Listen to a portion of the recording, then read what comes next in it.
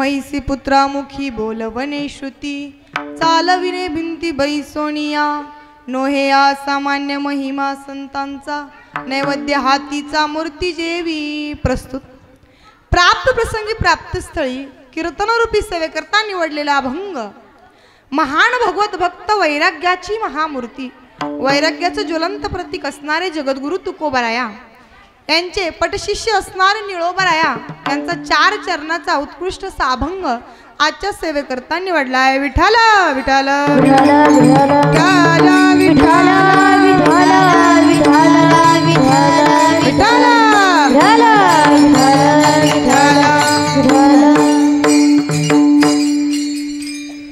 निळोबा या अभंगामध्ये 3 संतांचे वर्णन करतात। पहिल्या चरणामध्ये ज्ञानेश्वर महाराजांचा ज्ञानाचं अधिकाराचं वर्णन करतात। दुसऱ्या चरणामध्ये देवाची भक्ती मनामध्ये निष्ठा भाव श्रद्धा कशी असावी यांचं म्हणजे नामदेव राया यांचं वर्णन करतात दुसऱ्या चरणात। तिसऱ्या चरणामध्ये तुकोबारायांच्या वैराग्याचं वर्णन करतात आणि शेवटच्या चरणात सांगतात तुम्ही जर संतांची संगत केली संतांच्या सानिध्यात राहिले तर तुमच्या आयुष्याचा जीवाचं कल्याण होईल। विठ्ठल विठ्ठल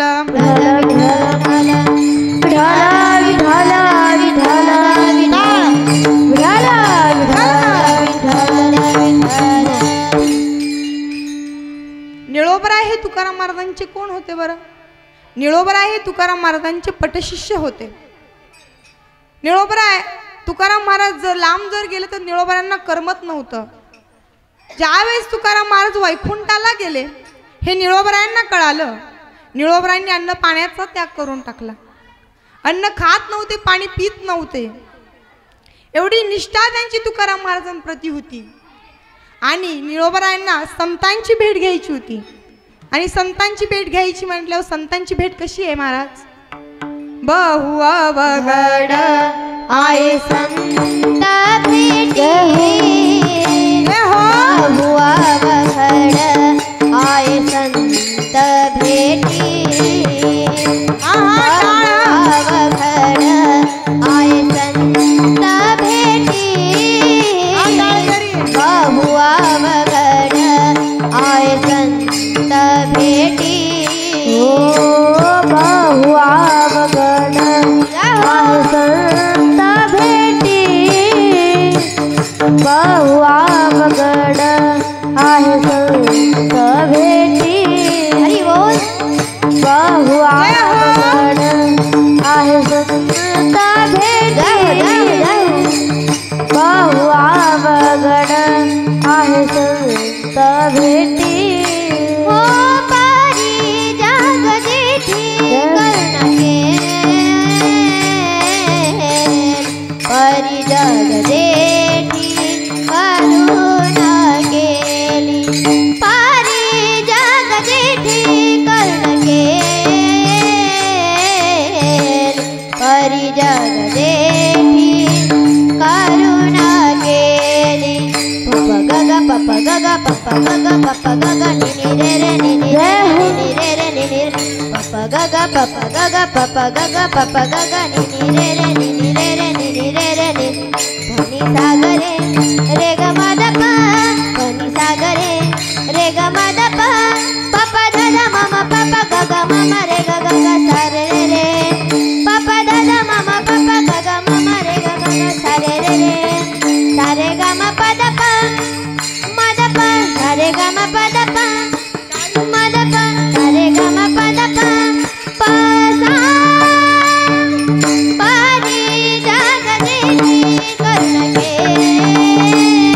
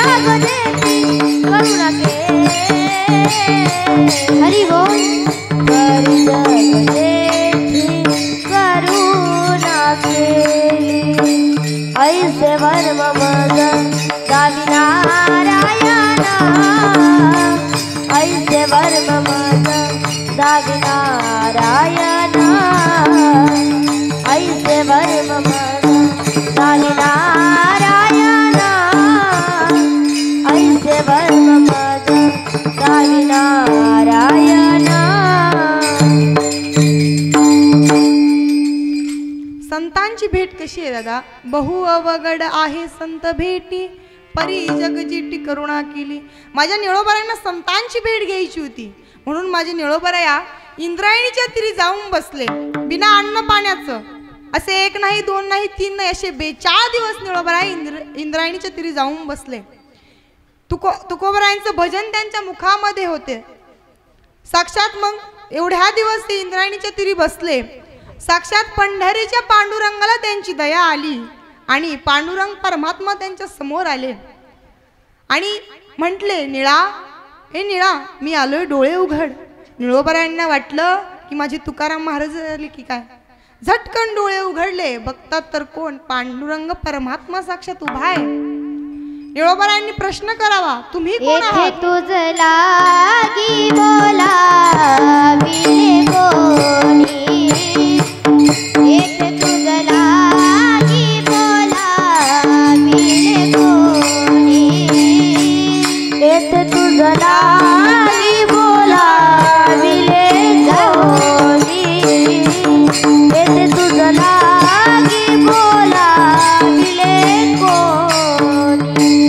प्रार्थिल्या वाचोनी आला तिघा, प्रार्थिल्या वाचोनी आला तिघा, येथे तुझ लागी बोला विले कोणी, येथे तुझ लागी बोला विले कोणी, येथे तुझ लागी बोला विले कोणी, येथे तुझ लागी बोला विले कोणी, बोला विले कोणी.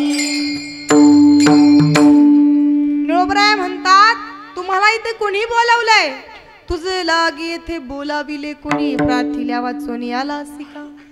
अरे तू जरी देव असला तरी मला तुझी भेट नाही घ्यायची, तर माझ्या तुकाराम महाराजांची भेट घ्यायची, म्हणून मी इथं बसलोय. देव म्हणतात, अरे माझ्या सत्तेशिवाय वृक्षाचं पान सुद्धा हलत नाही, माझ्या सत्तेशिवाय वृक्षाचं पान देखील हलत नाही, आणि तू म्हणतो तुम्ही कोण आहात? निळोबराया म्हणतात, तुम्ही जरी देव असलात ना, मला काही घेणं देणं नाही त्याच्याशी, मी फक्त माझ्या तुकाराम महाराजांसाठी तर बसलोय. माझ्या देवाला खूप वाईट वाटलं, देवाला पुन्हा पंढरीला जावं लागलं आणि तुकाराम महाराजांना वैकुंठातून यावं लागलं. ज्या वेळेस तुकाराम महाराज वैकुंठातून परत आले, हे निळोबरायांना कळालं. निळोबरायांना एवढा आनंद झाला, एवढा आनंद झाला, त्यांचा आनंद गगनात मावेना. त्यांनी तुकाराम महाराजांना दंडवत घातलं. श्री संताची माथा चरणावरी साष्टांग करी दंडवत. एवढा आनंद माझ्या निळोबारायांना झाला होता. तसंच या अभंगामध्ये निळोबारायांनी एका संतांचं अधिकार, संतांचं ज्ञान या अभंगामध्ये सांगितलंय. पहिलं तेच निळोबाराय अभंगाच्या पहिल्या चरणात सांगतात.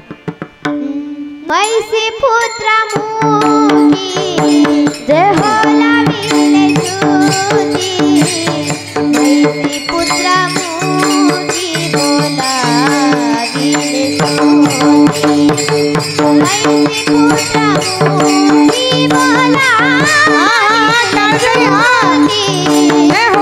मैसी पुत्र मुखी बोला विले ज्योती, मैसी पुत्र मुखे बोलावने श्रुती, मैसी पुत्र मुखे बोलावने श्रुती, मैसी पुत्र मुखे बोलावने श्रुती, मैसी पुत्र मुखे बोलावने श्रुती.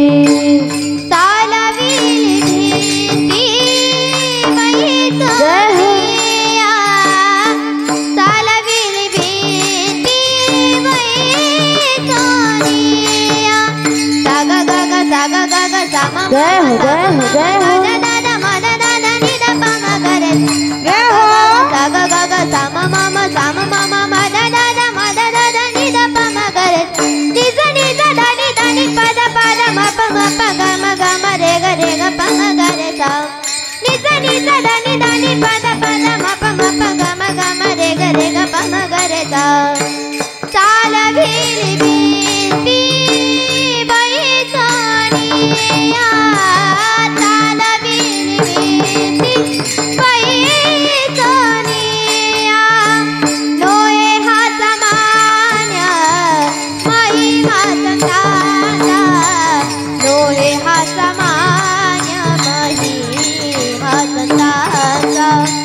डोळे हा सामान्य महिमा संतांचा डोळे हा सामान्य महिमा संतांचा चालविली भिंती बाई सोनिया चालविली भिंती बाई सोनिया डोळे हा सामान्य महिमा संतांचा डोळे हा सामान्य महिमा संतांचा डोळे हा सामान्य महिमा संतांचा डोळे हा सामान्य महिमा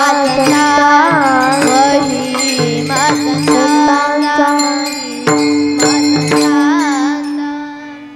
मैसी पुत्रामुखी बोलवणे श्रुती चालविले भिंती बैसोनिया. माझ्या ज्ञानोबरायांचा अधिकार माझे ज्ञानोबराय किती ज्ञानी होते याचा अधिकार या ज्ञानोबरायांनी पहिल्या चरणात सांगितलंय. ज्ञानोबरायांना माऊली माऊली का म्हटलं जातं याचा कधी विचार केलाय का? म्हणजे मानवता, उ म्हणजे उदार आणि ली म्हणजे लिनता. माझी माऊली उदार आहे, कृपाळू आहे, समतांचे प्रमाण आहेत भरपूर. कृपाळू उदार माझा ज्ञानेश्वर कृपाळू उदार माझा ज्ञानेश्वर कृपाळू उदार माझा ज्ञानेश्वर कृपाळू उदार माझा ज्ञानेश्वर तया नमस्कार वारंवार हरि बोल तया नमस्कार वारंवार तया नमस्कार वारंवार तया नमस्कार वारंवार कृपाळू उदार माझा ज्ञानेश्वर कृपाळू उदार माझा ज्ञानेश्वर तया नमस्कार वारंवार तया नमस्कार वारंवार तया नमस्कार वारंवार तया नमस्कार वारंवार कृपाळू उदार ज्ञानेश्वर कृपाळू उदार माझा ज्ञानेश्वर कृपाळू उदार माझा ज्ञानेश्वर तया नमस्कार वारंवार तया नमस्कार वारंवार कृपाळू उदार माझा ज्ञानेश्वर. माझे ज्ञानोबराया उदार आहे, कृपाळू आहे. त्याच ज्ञानोबरायांनी रेड्यामुखी वेद बोलवला. आता समाजामध्ये कुठेतरी आम्हाला न्याय मिळावा, कुठेतरी आमचा देखील हिस्सा आहे या अपेक्षेने चौघेही भावंड आळंदीवरून पैठणला निघाले. चौघे भावंड निवृत्तीनाथ, ज्ञानेश्वर महाराज, सोपान काका आणि मुक्ताबाई हे चौघेही भावंड पैठणला जात असताना रस्त्यात काही त्यांना टवाळखोर ब्राह्मण भेटले. खूप टवाळखोर ब्राह्मण, ते खूप त्रास देणारे होते. आणि जात असताना त्या ब्राह्मणांनी ज्ञानोबरायांना त्यांना आवाज दिला, ले मुलांनो इकडे या. त्यावेळेस ज्ञानोबराय ते सर्व त्यांच्या जवळ आले आणि विचारलं, का रे मुलांनो कुठं चाललात तुम्ही? सांगितलं आम्ही पैठणला चाललोय. विचारलं तुमची नावं काय? ज्ञानोबरायांनी सांगितलं, हा माझा मोठा भाऊ निवृत्तीनाथ, हे सोपान काका आणि आमची चिमुकलीशी बहीण मुक्ताबाई आणि मी ज्ञानेश्वर. असं म्हटल्याच्या नंतर ते ब्राह्मण हसायला लागली. का हसताय ती ब्राह्मण? असं ज्ञानोबरायांनी विचारलं. सांगितलं आमच्या इथे देखील एक रेडा आहे, तो घरोघरी दररोज पाणी वाहतो, त्याचं नाव देखील ज्ञानेश्वरच आहे. त्यावेळेस ज्ञानोबराय म्हणाले, जरी त्याचं नाव ज्ञानेश्वर आहे, त्याचा माझा प्राण एकच आहे. ब्राह्मण म्हणतात, तू जे बोलतोय ते तो बोलू शकेल का? म्हणे हो, का नाही बोलणार. मग त्यांनी सभा भरवली. प्रत्येक जण, सगळे ब्राह्मण लोक जेवढे होते, सगळे पंडित लोक गोळा झाले.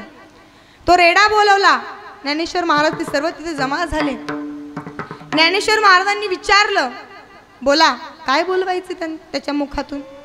त्या ब्राह्मणांनी सांगितलं, 4 वेद आहे, त्यातलं सर्वात अवघड वेद म्हणजे ऋग्वेद, तो बोलवायचा आहे. ज्ञानोबरायांनी त्या रेड्याच्या मस्तकावरती हात ठेवला. चमत्कार असा झाला दादा, तो रेडा वेद बोलू लागला. रेडा वेद बोलू लागला. सगळे ब्राह्मण लोक, पंडित लोक होते, सगळे पळायला लागले, आपापल्या घरी गेले, ग्रंथ घेऊन आले. ग्रंथांमध्ये बघितलं तसं, जसा तो वेद होता तसाच तो रेडा बोलला. हा चमत्कार झाल्याच्या नंतर सर्वजण ज्ञानोबरायांच्या पाया पडायला लागले. ज्या ब्राह्मणांनी अपमान केला ते ब्राह्मण देखील त्यांचे पाया पडू लागले. हा चमत्कार सर्वीकडे पसरवून गेला. तिथून त्यांना काही तिथे शुद्धीपत्र काही भेटलं नाही, म्हणून ते पुन्हा निघाले घराकडे. घराकडे जात असताना रस्त्यामध्ये त्यांना चांगदेव महाराजांचा मठ लागला. 1400 वर्ष तप करणारे, 18 पुराणे, 6 शास्त्र, 4 वेद ज्यांच्या मुखगत होते असे चांगदेव महाराज, त्यांचा तो मठ होता. आणि तो मठ मुक्ताईनं बघितला. मुक्ताईनं विचारलं, दादा दादा हा मठ कोणाचा आहे? त्यावेळेस ज्ञानोबरायांनी सांगितलं, हा चांगदेव महाराजांचा मठ आहे. मुक्ताई म्हणाली, दादा चल ना आपण जाऊया मधी. असं म्हटल्याच्या नंतर चौघेही भावंडे आतमध्ये गेली आणि बघितलं तर सर्व प्रेत तिथं पडलेली होती. चांगदेव महाराजांच्या शिष्याला विचारलं, महाराज कुठे गेले? त्यावेळेस ते सांगतात, महाराज 6 महिने समाधिस्थ असतात आणि 6 महिन्याच्या नंतर ते हे प्रेत पडलेले आहे त्यांना जाग करतात. त्यावेळेस मुक्ताई म्हणती, दादा एवढं 6 महिने थांबण्यापेक्षा आपण यांना आत्ताच घरी पाठवून देऊ. असं म्हटल्याच्या नंतर मुक्ताईने तिथे कुत्र्याचं हाड पडलेलं होतं, ती उचललं आणि सर्व प्रेतांवरती फिरवलं. सर्व प्रेत आपल्या आपल्या घरी निघून गेले. जे हाड होतं ते कुत्र्याचं, ते भोभो करीत घरी निघून गेलं. हा चमत्कार त्या शिष्यानं बघितला. कोणाच्या? चांगदेव महाराजांच्या शिष्यानं तो चमत्कार बघितला. तो देखील घाबरून गेला, तो पळून गेला तिथून आणि ते चौघे भावंडे तिथून निघून गेले. लगेच थोड्या वेळाने चांगदेव महाराजांनी तो शिष्य पुन्हा आले. चांगदेव महाराजांनी बघितलं, अरे यावेळेस तो कोणी इथे कोणाचं प्रेतच पडलेलं नाहीये. त्यावेळेस सांगितलं त्याच्या शिष्यांनी की महाराज इथे ते चौघे भावंड आली होती, ते नाही का आत्ता मागे रेड्याच्या मुखी ज्यांनी वेद बोलवला, ती चौघे भावंडी ते आली होती. त्यात एक छोटीशी चिमुकलीशी मुक्ताई होती, तिनं हे प्रेत सगळे जिवंत करून घरी पाठवून दिले. त्यावेळेस चांगदेव महाराजांना राग आला. चांगदेव महाराजांनी ठरवलं की यांची भेट घ्यायची. पण भेट घ्यायची आहे, पण भेट घेण्याच्या आधी त्यांना पत्र पाठवावं लागल. पण हे चौघेही भावंडे आळंदीमध्ये निघून गेले. चांगदेव महाराजांनी पत्र लिहायला घेतलं. पत्र लिहायला बसले. काय लिहू त्यांच्या लक्षात येईना. श्री टाकावं तर वयानं लहान आहे पण ज्ञानानं मोठा आहे. कुमार टाकावं तर ज्ञानानं मोठा आहे, वयानं लहान आहे. म्हणून चांगदेव महाराजांनी आपल्या शिष्यांजवळ तसंच कोरपत्र पाठवून दिलं. आणि ते कोरपत्र पाठवून दिलं. ते शिष्य आळंदीला घेऊन आले आणि ते मुक्ताईच्या हातात ते पत्र दिलं. मुक्ताईनं बघितलं, अरे ज्ञानदादा, ते चांगदेव महाराज एवढे 1400 वर्ष तप करणारे चांगदेव महाराज ते कोरेचे कोरेच राहिले. त्यांनी कोरच पत्र पाठवलं. त्यावेळेस ज्ञानेश्वर महाराज म्हणाले, मुक्ताई आणि इकडे ते. त्यांनी घेतलं आणि त्याच्यावरती 65 ओव्या लिहून दिल्या. तेव्हापासून त्या ओव्यांचा ग्रंथ तयार झाला, चांगदेव 65 म्हणून. आणि तो ग्रंथ, त्या ओव्या त्या शिष्यांजवळ पाठवून चांगदेव महाराजांकडे दिल्या. चांगदेव महाराजांना पुन्हा राग आला. चांगदेव महाराज म्हणले, यावेळेस तर त्यांची भेट घ्यायची म्हणजे घ्यायचीच.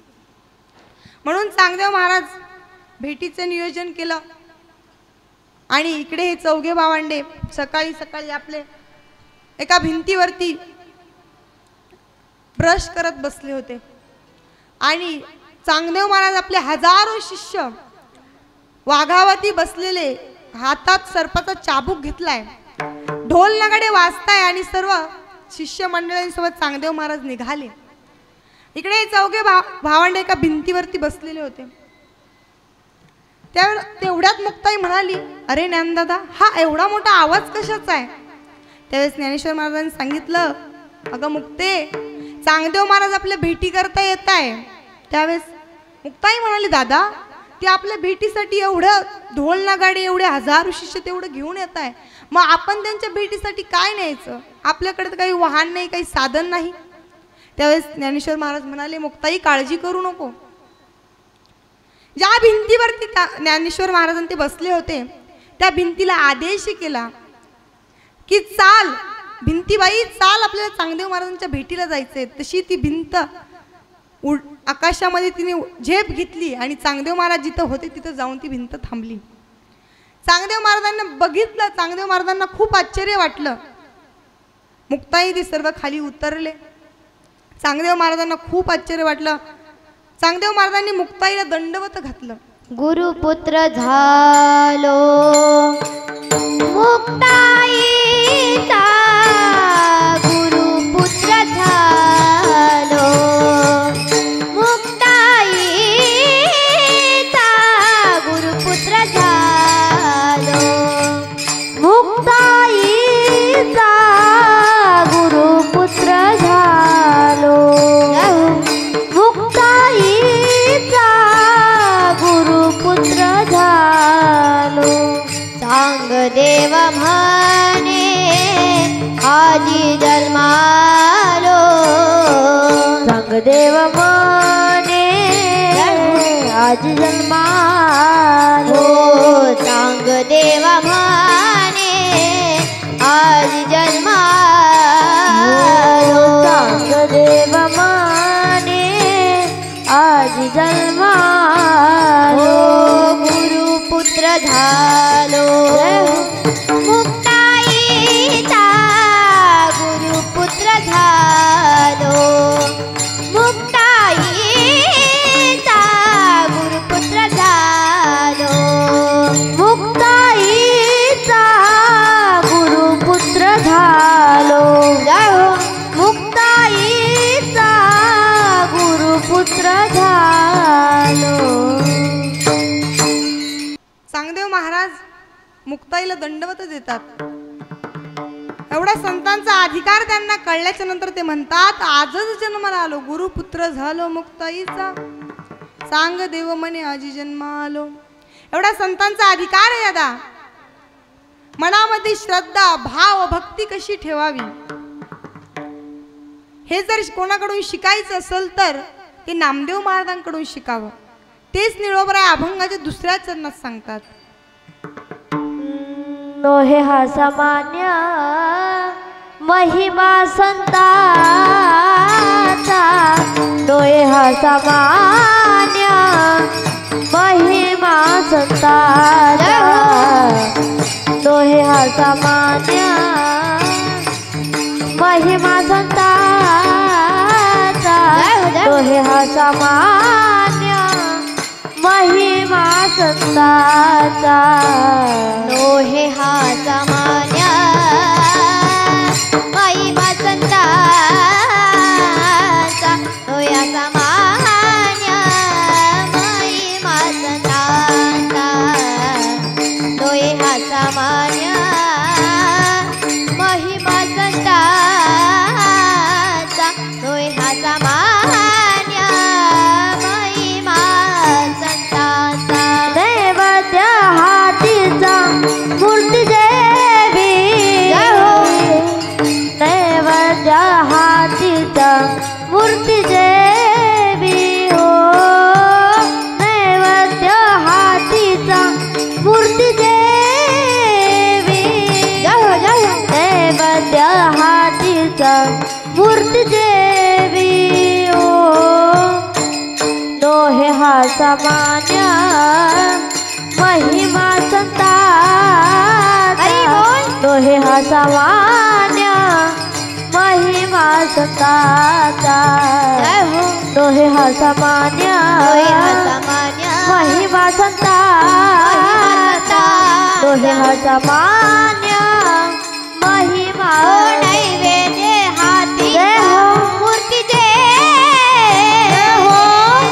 नैवेद्य हातीचा मूर्ती जे हो नैवेद्य हातीचा मूर्ती देवी नैवेद्य हातीचा मूर्ती देवी लोहे हा सामान्य महिमा संताचा लोहे हा सामान्य महिमा संताचा लोहे हा सामान्य महिमा संताचा लोहे हा सामान्य महिमा संताचा हो डोहे हा सामान्य महिमा संतांचा नैवेद्य हातीचा मूर्ती देवी नैवेद्य हातीचा मूर्ती देवी सामान्य महिमा संतांचा नैवेद्य हातीचा मूर्ती देवे नैवेद्य हातीचा मूर्ती देवे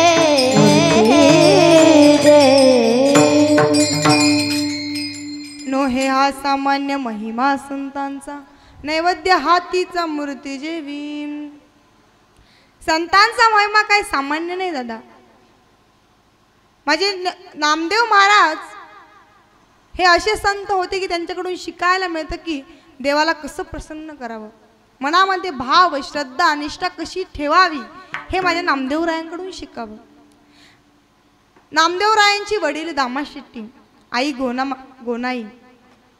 दामा शेट्टी यांचा नित्यनेम होता की दररोज सकाळी उठायचं, स्नान वगैरे करायचं आणि मंदिरामध्ये पांडुरंगाला नैवेद्य घेऊन जायचा. दररोज त्यांचा नित्यनेम होता. पण एक दिवस त्यांना काही काम होतं म्हणून ते कामानिमित्त बाहेर निघून गेले आणि नैवेद्य घेऊन जायला कोणीच नव्हतं. म्हणून गोनाई मातेनं सांगितलं, नामा आज तुझे वडील बाहेर गेले, आज देवाला नैवेद्य घेऊन कोण जाणार आहे, तू जातोस का? त्यावेळेस नामदेवराया म्हटले, हो आई जातो.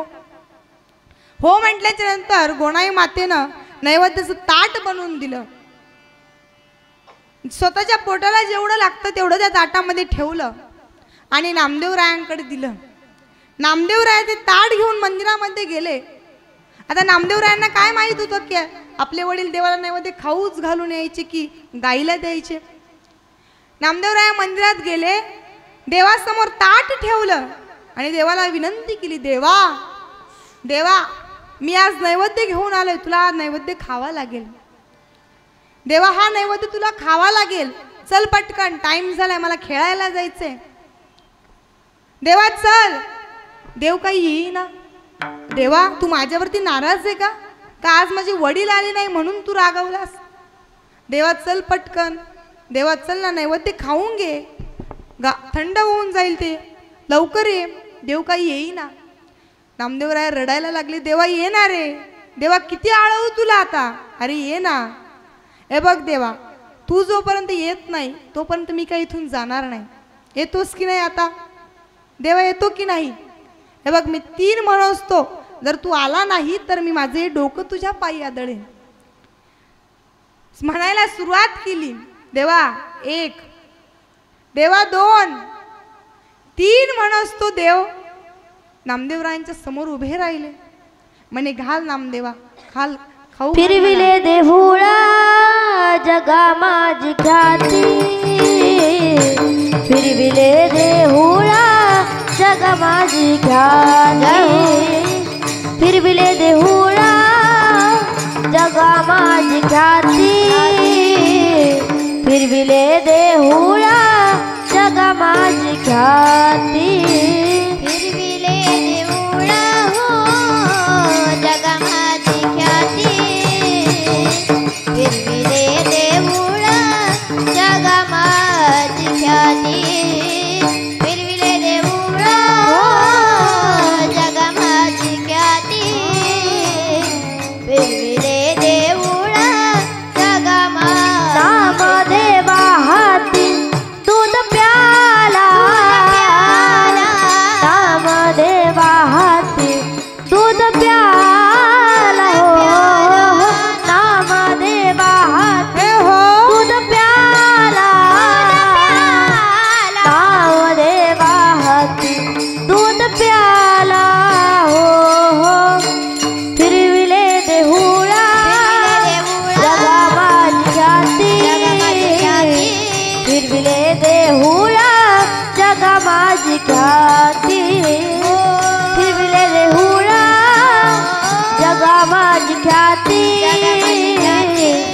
फिरविले देहुळा जग माझी ख्याती. नामदेवा जय हाती हो. दूध प्याला. जय हो. नामदेवा हाती दूध प्याला. नामदेवा जय हो. हाती दूध प्याला. नामदेवा हाती दूध प्याला. फिरविले देऊळ हो जगा माझी ख्याती. फिरविले देऊळ जगा माझी ख्याती. फिरविले देऊळ हो जगा माझी ख्याती. फिरविले देऊळ जगा माझी ख्याती. जगा माझी ख्याती. नामदेवरायांच्या हातून देवाना दूध पेलं, नैवेद्य आणला तर तो नैवेद्य खाल्ला. आणि नामदेवरायांना एवढा आनंद झाला की नामदेवराय ती वाटी आणि ताट वाजवत वाजवत नाचत नाचत घरी आले. आणि ते गोनाई मातेने बघितलं आणि विचारलं, का रे नामा, एवढा का आनंद झालाय तुला? का एवढा नाचतोय? का ती ताट वाटी वाजवतोय? म्हणे आई, आज माझ्या हाताने देवाने नैवेद्य खाल्ला ग. आई म्हणते, काही पण नको बोलूस. नाही ग आई, खरंच देवाने माझ्या हाताने नैवेद्य खाल्लाय. खोटं बोलू नको नामदेवा, तू नैवेद्य खाल्लाय हे सांग. नाही ग आई, देवानंच खाल्लाय. आई काही ऐकत नव्हती, पण आई नामदेवराय एवढे आळवत होते, अगं आई मीच खाऊ घातलाय, माझ्याच हाताने खाल्लाय देवाने नैवेद्य. आईने एक बाहेरून वल्ली काठी आणली आणि नामदेवरायांना मारायला लागले आणि विचारलं, सांग नामदेवा, खरं खरं नैवेद्य कुणी खाल्ला? नामदेवराय म्हणते, अगं आई मीच खाल्लाय, किती सांगू तुला, खोटं बोलू नकोस, तूच खाल्लाय नैवेद्य. अगं नाही आई, असं एवढ्या विचारण्यामध्ये तेवढं दामाशेट्टी जे आले, सांगितलं, गोनाई का ग मारते लेकराला, काय केलं, काय चुकलं?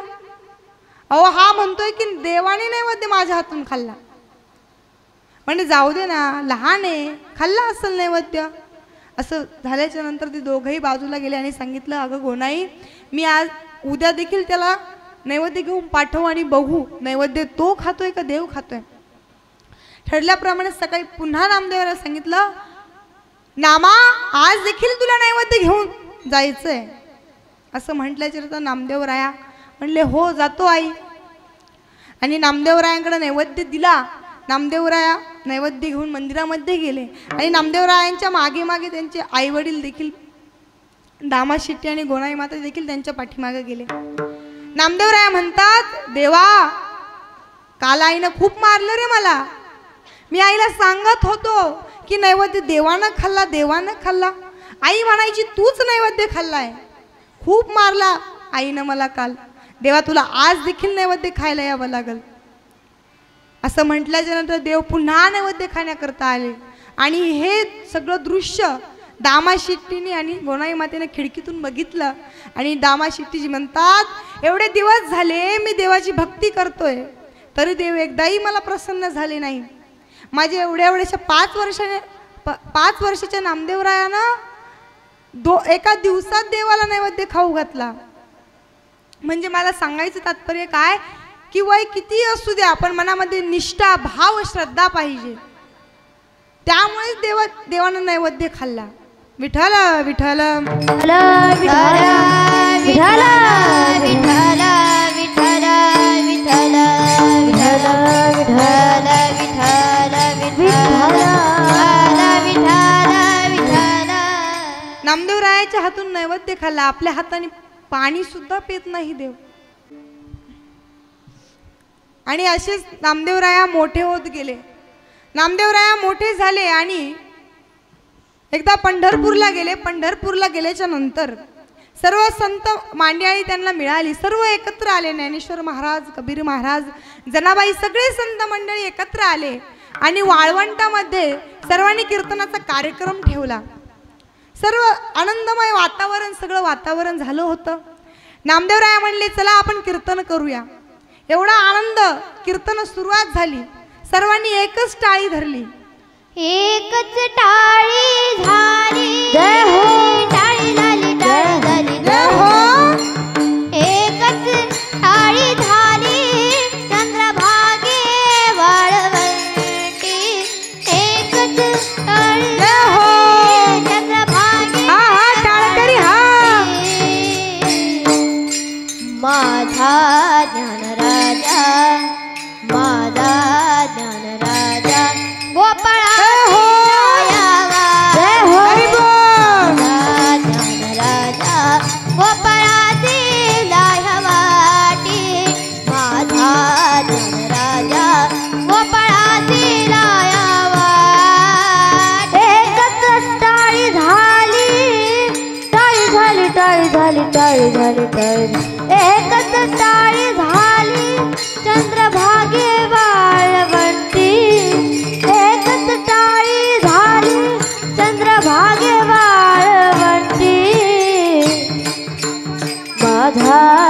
ज्ञान राजा माझा ज्ञान राजा गोपाळांची लाया वाटी माझा ज्ञान राजा गोपाळांची लाया वाटी माझा ज्ञान राजा गोपाळांची लाया वाटी नामदेव कीर्तन करी पुढे नाच पांडुरंग नामदेव कीर्तन करी पुढे नाच पांडुरंग नामदेवराय कीर्तन करताय सगळं वातावरण तयार झालंय नामदेवरायांचं कीर्तन चालू आहे सर्व संत मंडळी एकत्र आले जनाबाई पाठीमागे उभ्या आहे नामदेवराय कीर्तन करताय कबीर महाराज पखवाद वाजवताय आणि जनाबाई म्हणतात जनाबाई काय म्हणताय जनी मने बोला ज्ञानदेवा जनी म्हणे बोला ज्ञानदेवा भंग अभंग बोलता रंग कीर्तनी भरला अभंग बोलता रंग कीर्तनी भरला प्रेमाचे निछंदे विठ्ठल प्रेमाचे निछंदे विठ्ठल डोलू लागला हो टाळी झाली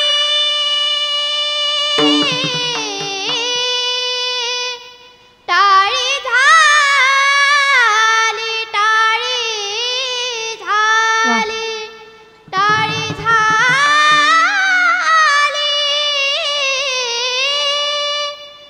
टाळी झाली टाळी झाली एकच टाळी झाली हा अरे एकच टाळी झाली चंद्रभागे वाळवंटी एकच टाळी झाली चंद्रभागे वाळवंटी माझा धनराजा गोपाळाची लाया वाटी माझा धनराजा गोपाळाची लाया वाटी माझा ज्ञान राजा गोपाळाची लाया वाटी जनाबाई म्हणतात ज्ञानदेवांना सांगतात जनाबाई हो ज्ञानोबराया म्हणा एखादा अभंग ज्ञानोबराय म्हणतात ज्ञानोबरायांनी एवढा गोड अभंग म्हटले एवढा गोड अभंग म्हटला एवढा भारी सगळे कीर्तनात रंगून गेले प्रत्येक जण डोलतय सगळं वातावरण तयार झालंय आणि नामदेवराय कीर्तन करताय नामदेवराय सांगताय कीर्तनात नामाचा महिमा सांगत होते आणि कबीर महाराज मस्त मृदुंग वाजवत होते एवढे सगळं वातावरण निर्माण झालं आणि नामदेवरायांच्या कीर्तनामध्ये साक्षात पंढरीचा पांडुरंग नाचायला लागला नाचता नाचता देवाचा गळला पिता सावल देवाईचा बोले कबीर सावल होई देवाईचा बोले कबीर हो नाचता नाचता देवाचा गळला पितांबर नाचता नाचता देवाचा गळला पितांबर सावध होई देवा बोले कबीर हो सावध होई देवाईचा बोले कबीर देवाईचा बोले कबीर देव एवढे नाचले एवढे तल्लीन झाले होते त्यांच्या वस्त्रांचं देखील ध्यान नव्हतं एवढे तल्लीन झाले एवढे नाचायला लागले की नाचताना देवाचा पितांबर गळून गेला देवाला त्याचंही भान राहिलं नाही आणि ते बघितलं कबीर महाराजांनी बघितलं आणि कबीर महाराज मोठ्याने ओरडायला लागले अहो देवा तुमचा पितांबर गळला त्यावेळेस देव म्हणतात अरे कबीरा शांत बस कीर्तनात कुठं बोलत असतं का ते एवढे नाचल्यांचा पितांबर गळला आणि कुतांबर गळला. देवाने काही लक्ष दिलं नाही. सर्व श्रोते मंडळी बसले होते, टाळकरी मंडळी, गायक मंडळी सर्वांनी एकच ताल धरला. एकच टाळी झाली, एकच टाळी झाली चंद्रभागे वाळवंटी. एकच टाळी झाली चंद्रभागे वाळवंटी. माझा ज्ञानराजा, माझा ज्ञानराजा ज्ञानराजा गोपाळाची लायावाटी. माझा ज्ञानराजा गोपाळाची, गोपाळाची, गोपाळाची लायवाटी.